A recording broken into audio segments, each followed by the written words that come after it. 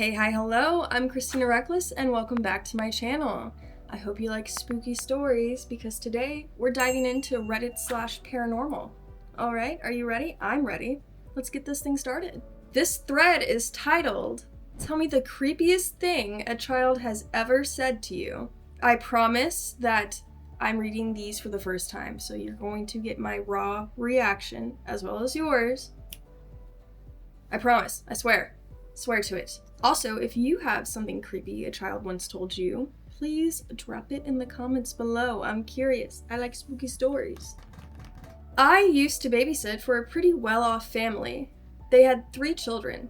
The oldest was 4, the middle was 2, and the youngest was still an infant at the time. All 3 kids had separate bedrooms on the top floor of the house. The way it was set up, they had a living area beneath a walkway. The walkway had one child's room at the other end, and the other 2 children had rooms on the other end, which were connected by a bathroom. I would typically do evening/nighttime babysitting, and the parents would come back pretty late. On this particular evening, I had put the kids to bed already. The youngest went down right at 7 o'clock, and then the middle and oldest both went to bed at 8:30. We read 3 stories, and then I went into each room once they had laid down to do lullabies and rub backs until they were asleep. Both kids slept with their doors open. It was wintertime, so it was completely dark outside already, and I mean pitch black. This house had enormous windows and skylights and was completely surrounded by trees, so it was either serene or a little spooky in the dark depending on how you look at it. You know, I don't think I personally would find it spooky. I am a creature of the dark, and I wouldn't mind being surrounded by darkness in the winter and trees to me, but I know that not everyone feels that way, so I'm not gonna dog you for that, I promise. Once they were asleep, I returned to the living room, which was below the walkway. I sat on the couch on my phone for probably an hour and a half, and then the oldest just starts screaming, and I mean at the top of his lungs. He had never done something like that before. They all usually slept pretty peacefully through the night. I ran up the stairs as quickly as I could, thinking something could have happened. When I got up there, he was bolt upright in bed, pointing at a wooden rocking chair in the corner, just yelling and crying hysterically, saying over and over again, "I don't like that, I don't like that, I don't like that." Mind you, it's just about pitch black minus the minimal light from the hallway. Obviously, I was like, I don't like that either, so I ended up letting him sleep on the couch downstairs next to me, but yeah, that wasn't my favorite. Honestly, OP, you handled that really well. You did. I'm curious, was the rocking chair moving? You didn't say. And you did say it was dark, so maybe you couldn't see, but that is creepy. I'm not gonna lie. On a scale of 1 to 10, 10 being the things I want kids to tell me, and 0 being the things I want to hear out of a child's mouth, that's probably like a 1. Maybe 2. There's probably worse. I'll give it a 2. But yeah, not a fan. Did you continue to babysit after that? I'm curious. Yikes. Poor kid. Oh no, I wouldn't like that either. What do you think? Would that creep you out? Would that creep you out? Did it creep you out? You can tell me. I'm not gonna hold it against you, I promise. I was crossing these fingers, I'm sorry. Alright, story number 2, still in the same thread. When I was a few months pregnant with my daughter, before we knew she was a girl, I was folding laundry while my son watched Care Bears in the living room, and out of nowhere, he just started sobbing and asking where his baby sister was. He was 2.5 and had a slight speech delay. This time he was speaking somewhat more clearly. He started trying to tell me that they hurt her hands and her legs, and when I asked what he was talking about, he told me his old mommy, his bad mommy, they hurt him and his sister, and everything went black, and they chose to come to me and my husband. Ooh, that's heavy. That's really heavy. I kind of freaked out. I don't blame you. I don't blame you, OP. I'm not super religious or into anything spiritual like that, and I was hormonal and worried my son had been exposed to something strange or scary, but I was a stay-at-home mom. He was never out of my sight, not even my parents would babysit him at that age. So I kind of pocketed it in the back of my mind. Now, when my daughter was born, my son was obsessed with her, and he would constantly check up on her and count all of her fingers and toes, constantly. And my daughter was an incredibly clingy baby. She was breastfed for almost 3 years and would only fall asleep in my arms. If I left a room for that first year, she'd start screaming bloody murder. When she started talking in full sentences around 2 years old, she was a bit more advanced than her brother. She started calling me her good mama, and she would say it constantly. When I would ask her why she was calling me that, she'd tell me I wasn't bad and I didn't hurt her like her bad mama. I'm telling y'all, hearing that come out of her mouth almost 3 years after my son had his tiny freak out, knowing I've never brought it up around her or made it a point to tell anyone at all other than my husband, it freaked me out. I started crying really hard too. It just messed with my head because it was coming from both of my kids. I don't know if my son ever talked to his baby sister about their bad mama. They don't talk about it now at all that they're older, but I do go a little easy on them and spoil them a tiny bit too, just in case there's truth to what they've told me.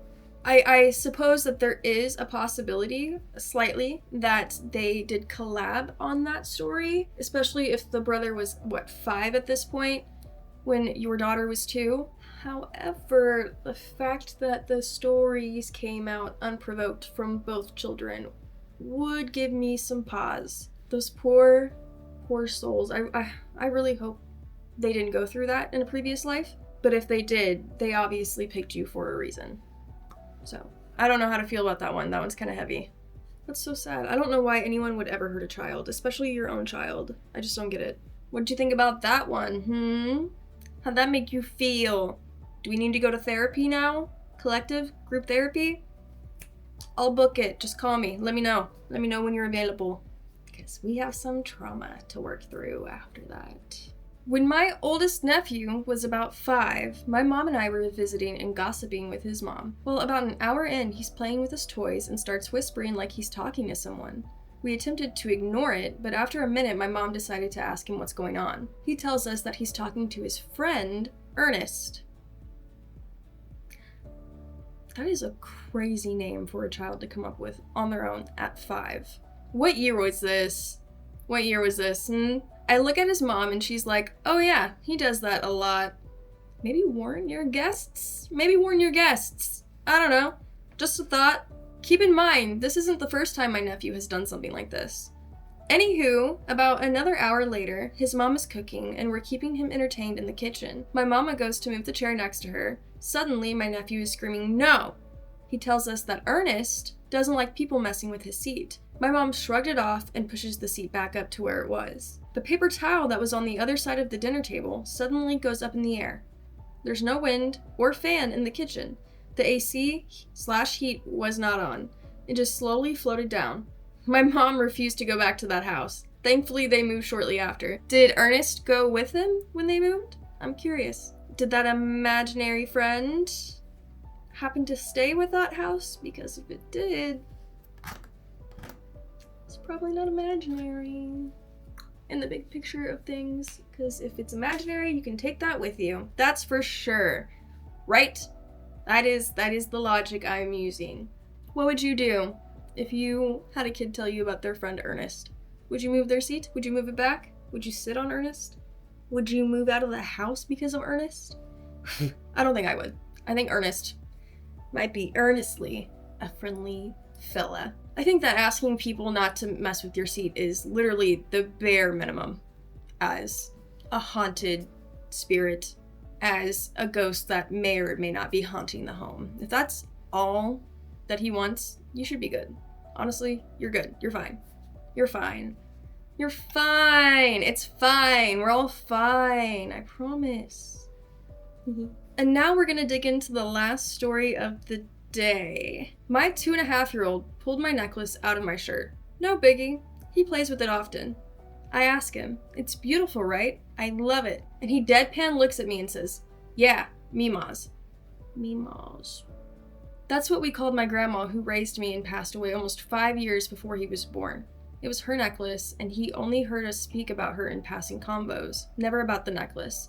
Not super creepy, but these kids, man. You know, I'm under the impression that children are born with a sight and senses that adults either forget about or that they just slowly disappear once you start integrating into society and having to kind of follow the norms for things to work as a successful adult. I don't know how I feel about that. I'm gonna be honest. I think that it's cool, kind of, also hella creepy. I'm not gonna lie. I don't know if my kiddo has ever said anything. I really don't think my kiddo has ever said anything super creepy like this. But there's still time, you know? There's still time to, you know, get a priest over here and exorcise the entire house if I need to. It's fine. It'll be fine. It's fine. Are you fine? Are you fine after all these spooky stories? I am, mostly. If you have something to add about my commentary, or if you have a spooky scary yourself, you can either drop a comment or you can email me and we'll talk about it. We'll have a little chit chat. We'll have a conversation. Get the juices flowing. I can tell you why you're wrong. That was a joke. That was a joke. I will if you want me to, but I was joking, mostly. Do me the biggest favor ever, and until next time, stay reckless.